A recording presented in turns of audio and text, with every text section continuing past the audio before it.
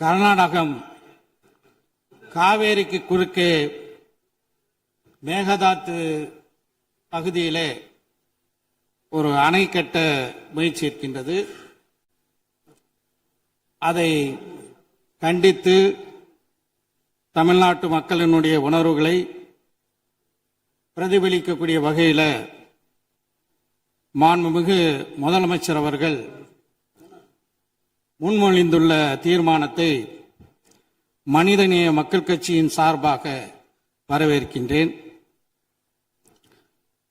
தமிழக விவசாயிகள் தொடர்ந்து, தமிழ்நாடு விவசாயிகள் மட்டுமல்ல, ஒட்டுமொத்த தமிழக மக்களும்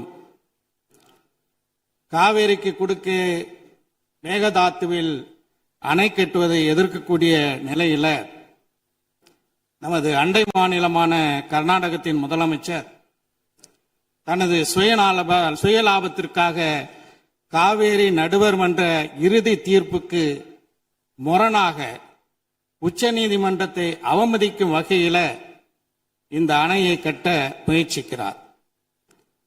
காவேரி நடுவர் மன்ற இறுதி தீர்ப்பு முழுமையாக ஒன்றிய அரசின் அரசிதழில் வெளியிட்டு அரசாணைகள் பிறப்பிக்கப்பட்டுள்ளன.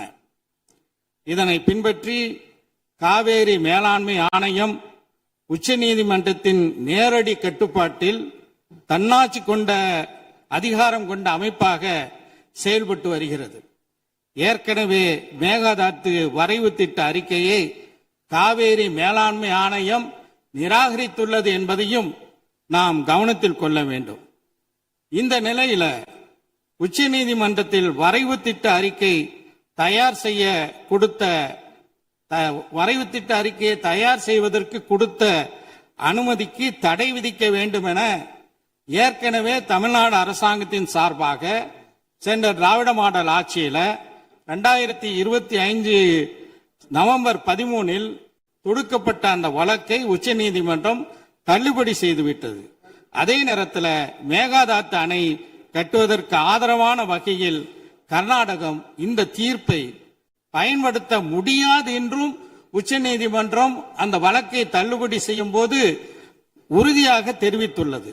இந்த நிலையில தான் கர்நாடகத்தின் முதலமைச்சர் மத்திய நீர்வளத்துறை அமைச்சரை சந்தித்து தமிழகம் சார்பில் மேகதாத்துக்கு எதிராக போடப்பட்ட வழக்குகள் முழுமையாக தள்ளுபடி செய்யப்பட்ட நிலையில் எங்களுக்கு உடனடியாக அனுமதி வழங்க வேண்டும் என்ற நீதிமன்ற தீர்ப்பை தனக்கு சாதகமாக தவறான வகையில திசை திருப்ப முயற்சி எடுக்கிறார்.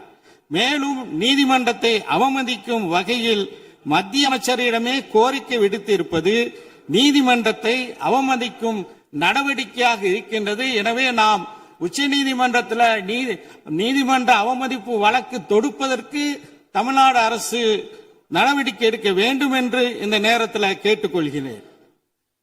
தமிழ்நாட்டில் சென்னை உள்பட 11 மாநகராட்சிகளை உள்ளடக்கிய 32 மாவட்டங்களில் வாழக்கூடிய 5 கோடி மக்களின் குடிநீர் ஆதாரத்தை அபகரிக்கும் நோக்கோடு சுமார் 25 லட்சம் ஏக்கர் விளைநிலங்களை பாலைவனமாக மாற்றும் வகையில் உணவு உற்பத்தியை அடியோடு அளிக்கும் நோக்கத்தோடு விவசாயிகளையும் விவசாய தொழிலாளர்களையும் அகதிகளாக வெளியேற்றும் அடிப்படையோடு கர்நாடகத்தின் முதலமைச்சர் செயல்படுவதை காங்கிரஸ் கட்சி தலைமை உரிய நடவடிக்கை எடுக்க வேண்டும் என்று கேட்டுக்கொள்கிறேன்.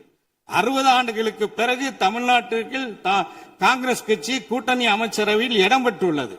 எனவே கர்நாடகத்தில் காங்கிரஸ் முதலமைச்சராக இருக்கலாம், ஆனால் தமிழ்நாட்டில் இங்க இருக்கக்கூடிய ஆட்சியில காங்கிரஸ் இடம்பெற்று இருக்கக்கூடிய நிலையில ஒரு மாற்றாந்தாய் மனப்பான்மையோடு தமிழ்நாட்டு மக்களை காங்கிரஸ் தலைமை பார்க்க கூடாது. அந்த மாநிலத்தின் காங்கிரஸ் முதலமைச்சரை அழைத்து அவருக்கு தேவையில்லாமல் காவேரி ஆணையத்தினுடைய தீர்ப்புக்கு எதிராக நீங்கள் செயல்படக்கூடாது என்று அறிவுறுத்த வேண்டும் என்று இந்த நேரத்தில் கேட்டுக்கொள்கிறேன். நாகப்பட்டினம் உள்ளிட்ட காவேரி டெல்டா மாவட்டங்கள்ல குறுவை சாகுபடிக்கு 12ஆம் தேதி மேட்டூர் அணை திறக்கப்பட வேண்டும். சென்ற ஆண்டு 6.50 லட்சம் ஏக்கரில் குறுவை சாகுபடி மேற்கொள்ளப்பட்டு திராவிட முன்னேற்ற கழக ஆட்சியில அது ஒரு வரலாற்று சாதனையாக இருந்தது. ஆனா தற்போது மேட்டூர்ல 79 அடி தண்ணீர் மட்டுமே உள்ள நிலையில இந்த காவேரி மேலாண்மை ஆணையத்தின் கூட்டத்தில் 19 டிஎம்சி தண்ணீரை கர்நாடகம் விடுவிக்க வேண்டும் என்று மேலாண்மை ஆணையம் கூறிவிட்டது, உத்தரவிட்டுள்ளது. ஆனா அதோடு தன்னுடைய கடமை முடிந்துவிட்டது என்று காவேரி ஆணையம் நினைக்க கூடாது. ஒழுங்காக சரியான முறையில் அந்த நீர் நமக்கு வருவதற்காக நடவடிக்கை எடுக்க வேண்டும். எனக்கு முன்னர் உரையாற்றிய நம்முடைய சிபிஐ கட்சியினுடைய உறுப்பினர் மாண்புமிகு ராமச்சந்திரன் அவர்கள் குறிப்பிட்டது போல தமிழ்நாட்டினுடைய முதலமைச்சர் அவர்கள் இது குறித்து அனைத்து கட்சி கூட்டத்தை நடத்தி நேரடியாக நாம் பிரதமர் அவர்களை டெல்லியிலே சந்தித்து தமிழ்நாட்டு மக்களுடைய உணர்வுகளை, தமிழக சட்டமன்றத்தின் இந்த தீர்மானத்தினுடைய உணர்வுகளை எல்லாம் எடுத்துரைத்து காவேரியில் நமக்குள்ள உரிமையை நிலைநாட்டுவதற்கு உறுதியாக இருக்க வேண்டும். நிச்சயமாக இந்த விஷயத்தில் நாங்கள் அனைவரும் இந்த அரசுக்கு உறுதுணையாக இருப்போம் என்று சொல்லி விடைபெறுகின்றேன். நன்றி.